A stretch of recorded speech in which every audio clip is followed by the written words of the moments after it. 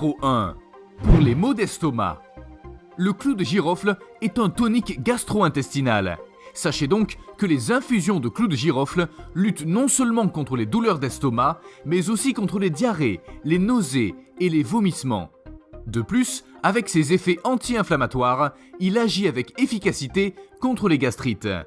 Puis avec sa propriété d'antibactérien, le clou de girofle combat avec efficacité les mauvaises bactéries des intestins du type Helicobacter pylori.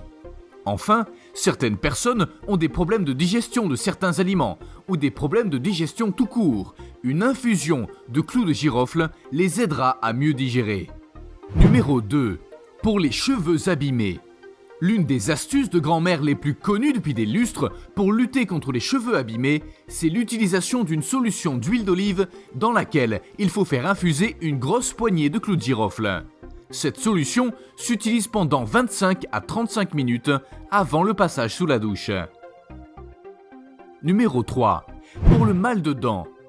Le clou de girofle n'est plus à présenter en soins dentaires, et ce depuis des millénaires, puisqu'il a des propriétés à la fois anti-inflammatoires et antiseptiques.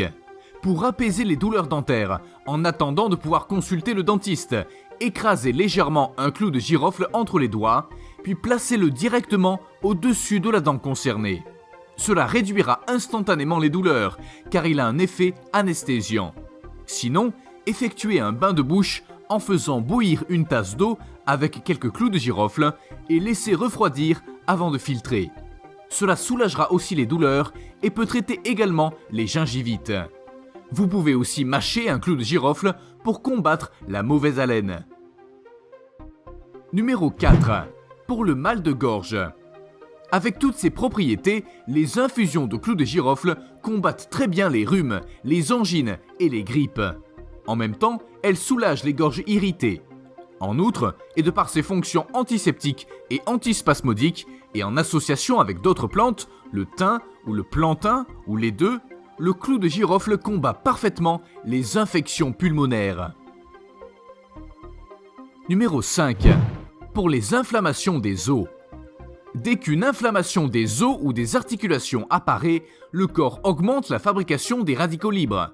Parallèlement, les inflammations ont des médiateurs nécessaires à leur développement appelés prostaglandines. Le clou de girofle, avec son eugénol, a un effet double à ce niveau. D'une part, il inhibe la fabrication des radicaux libres, mais aussi la métamorphose des acides gras nécessaires à la formation des prostaglandines.